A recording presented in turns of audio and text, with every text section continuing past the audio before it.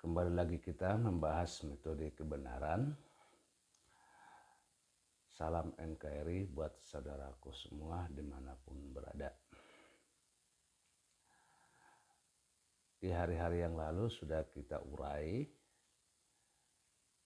bagaimana dengan kebenaran, dengan pengetahuan yang baik, kita masih membahas rambu-rambu di dalam kitab tentang malaikat, iblis,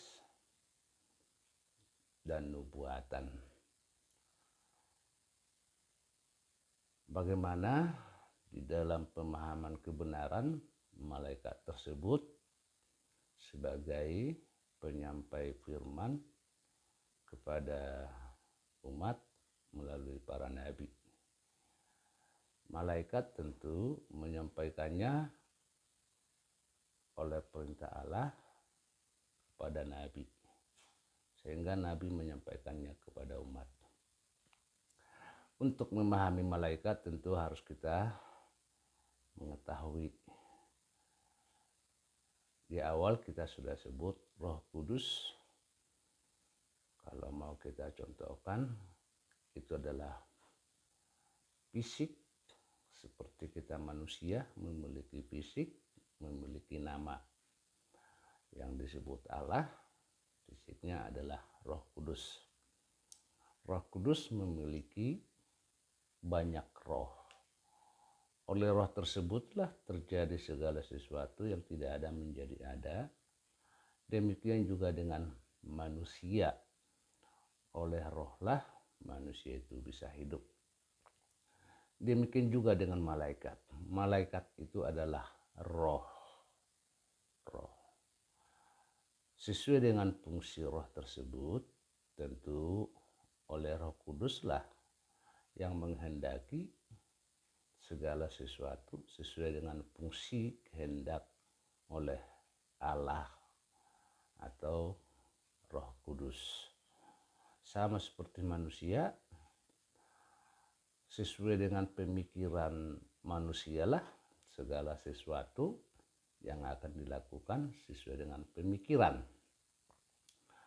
Di sini tentu harus kita sangat jelas memahami fungsi malaikat yang sering kita dengar.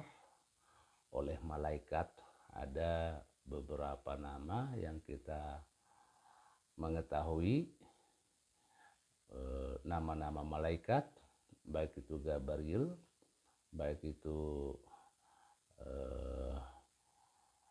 malaikat Michael ataupun yang lain. Artinya ada beberapa malaikat yang disebut di dalam kitab. Tentu yang berfungsi bertugas sesuai dengan yang kita pahami di dalam kitab. Jadi malaikat itu adalah roh. Nah, kalau kita bandingkan dengan manusia, roh, malaikat adalah roh. Sedangkan manusia terbuat dari tanah dan oleh rohlah manusia tersebut menjadi hidup. Jika kita ingin memahami mana lebih penting malaikat daripada manusia, tentu malaikat ada karena ada manusia. Karena malaikat fungsinya penyampai sesuai dengan kehendak Roh Kudus.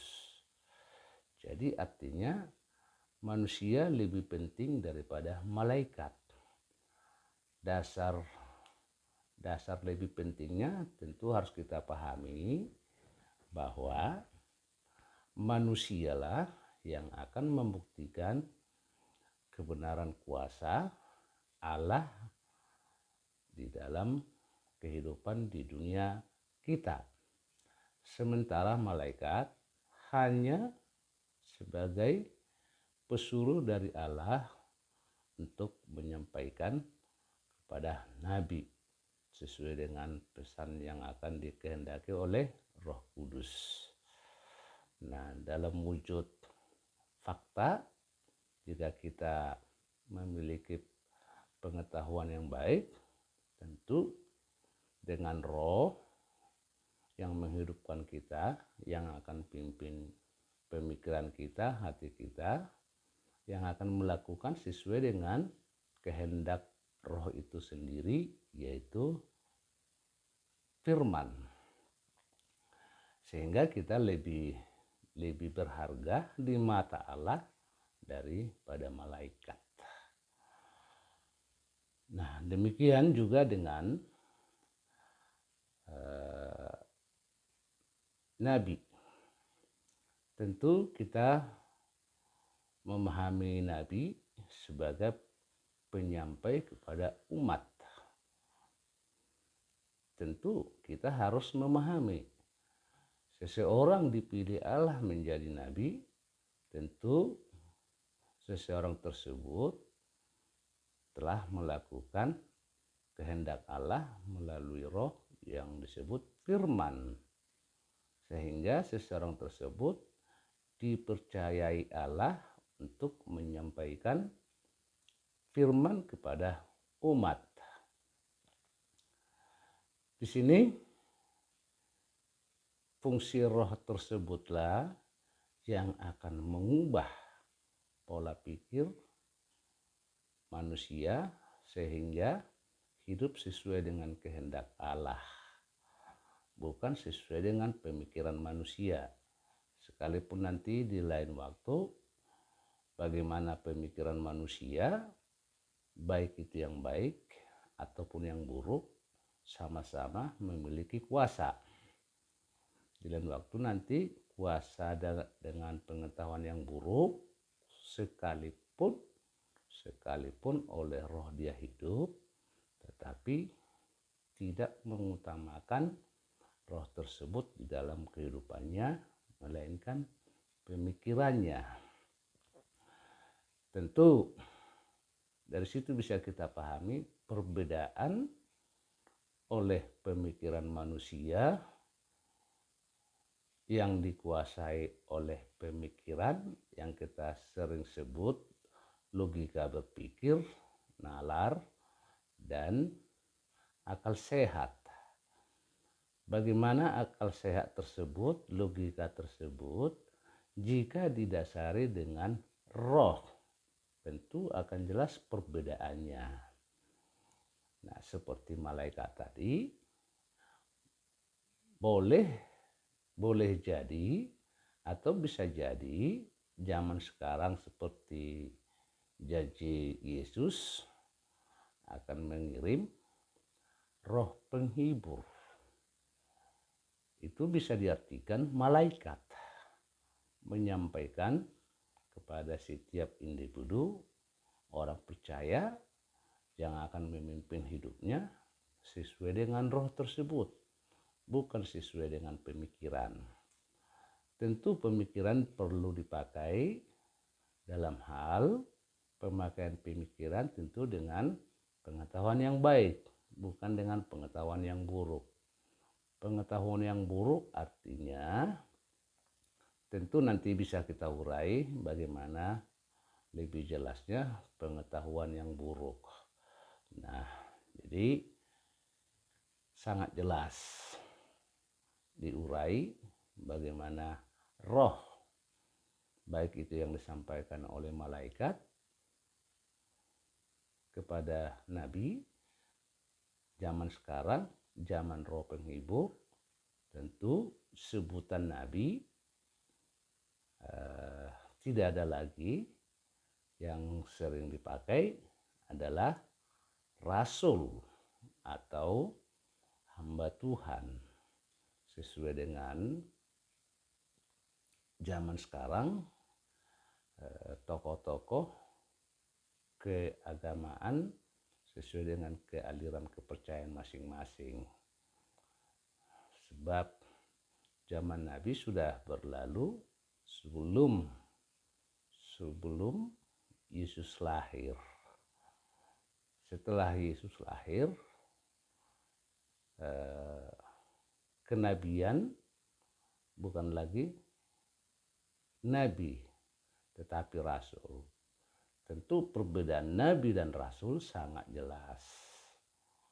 Nabi tentu menerima firman baik langsung oleh Roh Kudus tersebut atau yang kita kenal dengan Allah, boleh melalui malaikat, tergantung kehendak Allah atau tergantung kehendak Roh.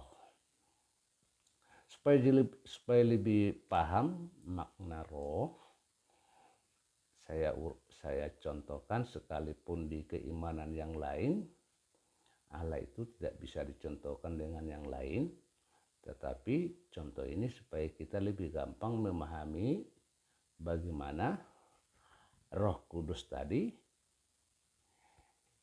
yang disebut Allah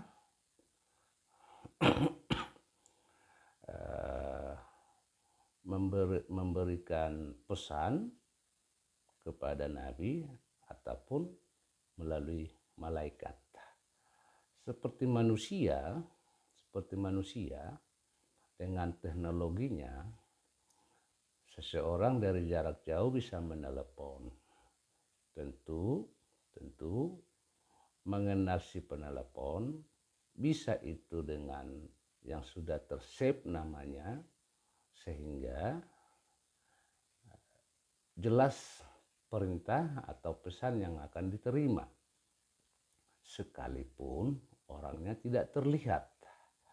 Dengan cara itulah manusia bisa mengetahui siapa pemberi pesan sekalipun tidak melihat orangnya, hanya mendengarkan suara.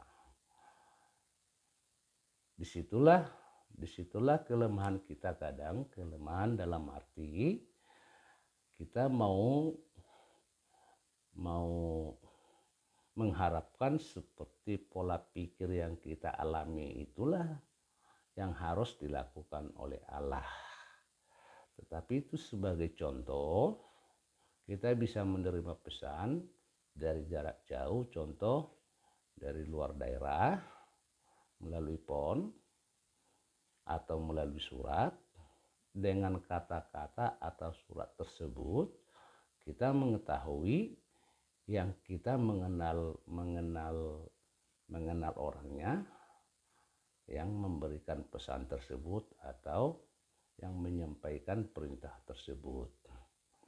Demikian gambaran contoh seperti malaikat ataupun Allah memberikan kepada Nabi, kalau zaman sekarang pada manusia melalui pimpinan Roh Penghibur yang dilakukan oleh Roh Kudus.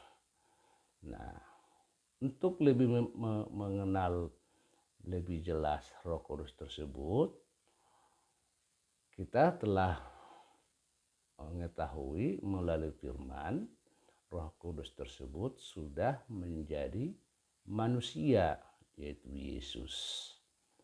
Tetapi kita harus bisa membedakan Allah Bapa yang disebut Roh Kudus, Allah Anak yang disebut Yesus, dengan Allah Penghibur yaitu Roh Penghibur, yang artinya Roh Penghiburlah yang pimpin, yang memberkati setiap doa-doa orang percaya yang menjalankan, yang mengimani, yang melakukan sesuai dengan hukum Taurat dan firman kebenaran tersebut.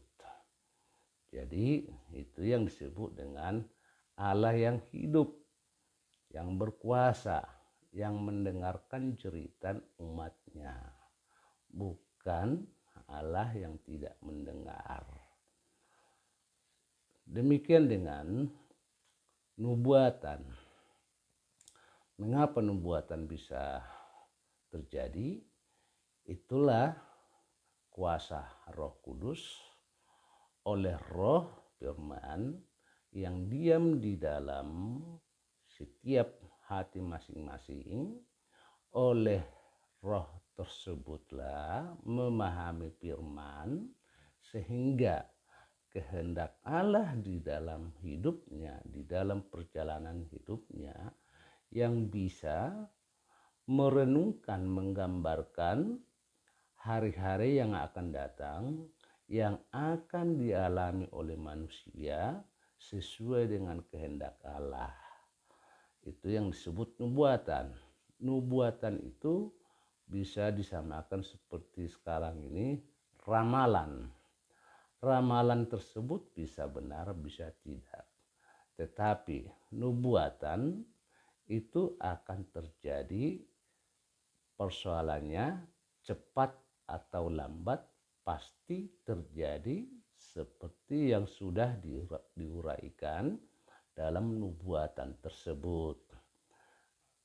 Oleh orang yang taat kepada firman kebenaranlah yang bisa bernubuat. Sehingga di dalam kitab ada nabi besar yang disebut nabi besar karena nabi tersebut bernubuat. Ada juga raja yang bernubuat seperti Raja Daud dan raja-raja yang lainnya. Artinya siapapun zaman sekarang, siapapun umat yang percaya akan kebenaran firman bisa bernubuat. Bukti telah disampaikan Kristus Yesus, kabar sukacita, yaitu penggenapan firman yang telah disampaikan Allah melalui para nabi kepada umat sebelum lahirnya Kristus Yesus. Nubuat itulah contoh yang dinubuatkan para nabi tentang kedatangan Kristus Yesus ke dunia. Berbeda dengan nubuatan-nubuatan yang tidak terjadi. Sebab jika itu nubuatan dari Allah, sudah pasti terjadi, cepat atau lambat. Sebab itu karya Allah oleh roh yang ada di dalam manusia dan oleh roh yang telah menjadi firman kebenaran bagi manusia sebagai pemimpin hidup manusia. Bukti Allah memberikan firman itu menjadi kehendak Allah di dalam kehidupan manusia. Tentu tujuannya seperti yang sudah saya katakan, metode ketiga yang 4 poin, gereja akhir zaman, kota Sion, Yerusalem baru, dan Firdaus. Nah, jadi nubuatan pada zaman sebelum Yesus itu yang dibuat oleh nabi. Berbeda dengan wahyu yang diwahyukan oleh rasul. Rasul artinya Roh Kudus atau Allah itu yang telah menjadi manusia oleh pengajarannya, oleh pemahamannya. Rasul berwahyu seperti Yohanes dalam wahyu dalam Alkitab. Tentu hampir sama. Perbedaannya adalah zaman para nabi tidak pernah melihat Allah, hanya mendengar suara atau melalui mimpi yang harus diurai dengan jelas oleh nabi yang lain. Nah, berbeda dengan wahyu. Wahyu telah mereka melihat terang itu, yaitu Kristus Yesus. Tidak ada yang tersembunyi. Mereka bisa melihat fakta pengajaran yang dilakukan oleh Yesus ketika di dunia. Sehingga kecenderungan manusia terhadap kebenaran harus melihat fakta. Fakta-fakta di zaman Yesus sangat jelas kuasa kebenaran tersebut. Sangat jelas. Dan itu yang dikuasai oleh Roh. Baik terutama oleh Roh Kudus, yaitu Allah. Nah, jadi Nabi, nubuatan, wahyu hampir sama, tetapi yang perlu diingat, wahyu atau nubuatan bukanlah firman. Jadi sangat jelas perbedaan. Sementara kalau firman itu yang telah Allah sampaikan melalui para nabi, bekerja di dalam hidup Nabi sehingga Nabi bernubuat sesuai dengan kehendak Roh tersebut, bukan sesuai dengan kehendak pemikiran manusia. Demikian juga wahyu. Sementara firman sangat jelas, firman disampaikan oleh Allah kepada Nabi. Artinya kepada umat melalui Nabi. Itulah firman. Jadi firman dari Allah berbeda dengan sabda Nabi. Tentu dari firman tersebutlah kita akan lebih jelas memahami, mengenal siapa Allah, siapa Roh Kudus, siapa itu Kristus Yesus. Jadi sudah saya urai rambu-rambu seperti tadi malaikat, nabi, nubuatan, wahyu, firman. Jadi sangat jelas firman bukanlah wahyu. Firman bukanlah nubuatan. Firman bersumber dari Allah. Nubuatan dan wahyu bersumber dari Nabi dengan dasar hidup dengan Roh kepada Allah, yaitu Roh Kudus. Sangat jelas. Nanti di lain waktu kita kupas lagi pemahaman-pemahaman yang ada di Alkitab yang seperti saya katakan itu mengandung filosofi yang mengandung arti, makna, tujuan yang sangat mendalam. Tentu dengan bahasa rohani, dengan dasar roh kita harus bisa memahaminya. Jika tanpa roh hanya dengan pemikiran, disitulah sering kita salah kaprah, salah mengimani kebenaran firman Tuhan. Demikian saudara-saudaraku saya sampaikan. Kalau ada nanti yang tidak jelas, mohon